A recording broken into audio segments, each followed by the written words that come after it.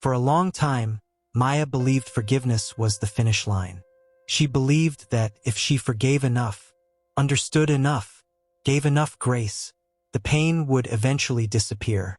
She told herself that being kind meant staying quiet, that being mature meant tolerating discomfort, that being strong meant carrying what hurt her without complaint. So she forgave, again, and again, and again. But her body remembered what her words tried to erase. Her chest felt heavy in rooms she couldn't explain. Her stomach tightened around certain people. Her energy drained after conversations that seemed harmless on the surface. She was smiling on the outside and shrinking on the inside. No one had taught her that forgiveness without boundaries isn't healing. The self-erasure, the lie that kept her stuck. Maya grew up learning that love meant endurance.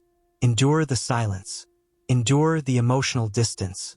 Endure being misunderstood. Endure being needed only when convenient.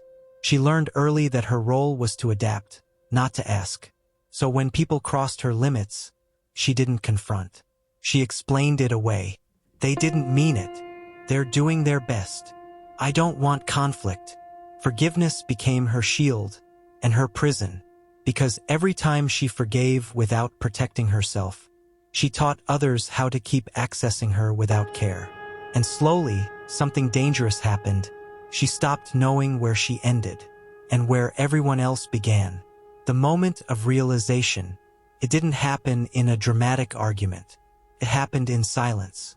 One evening, Maya sat alone, exhausted.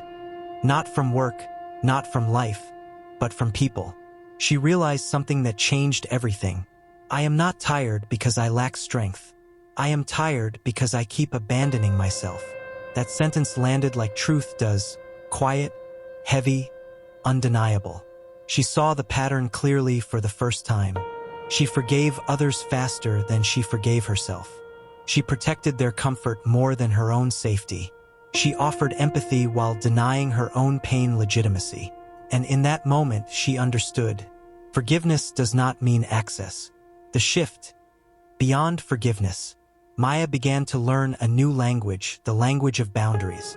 Not walls, not punishment, not bitterness. Boundaries. She learned that boundaries are not about controlling others. They are about clarifying yourself. A boundary says, this is where I end. This is what I allow. This is how I expect to be treated. And most importantly, this is how I honor myself. At first, it felt terrifying. What if they leave? What if they get angry? What if I'm seen as selfish? But she realized something profound. The people who benefit from your silence will always resist your boundaries. And that resistance was information, not a warning. Reclaiming emotional space. As Maya began setting boundaries, something unexpected happened. She felt lighter, not because life became easier, but because it became clearer. Some people stepped back. Some relationships changed. Some connections dissolved completely. And for the first time, she didn't chase. She didn't explain herself endlessly. She didn't shrink her needs to keep peace. She didn't apologize for choosing herself. She learned that emotional space is sacred. It is where your intuition speaks, where your nervous system rests, where your identity stays intact. When you give that space away without limits, you lose access to your own inner voice. Reclaiming it wasn't selfish. It was survival. The hard truth about forgiveness. Forgiveness is internal. Boundaries are external. Forgiveness frees you from resentment. Boundaries protect you from repetition. You can forgive someone and still say, you don't get access to me anymore. You can release anger and still say, this behavior stops here. You can wish someone well and still walk away. Healing is not about becoming softer to everyone. It's about becoming honest with yourself. The power she reclaimed. As Maya honored her boundaries, her energy returned. Her voice steadied. Her body relaxed. Her choices aligned. She no longer needed permission to take up space. She no longer mistook guilt for growth. She no longer confused endurance with love. She understood something deeply empowering.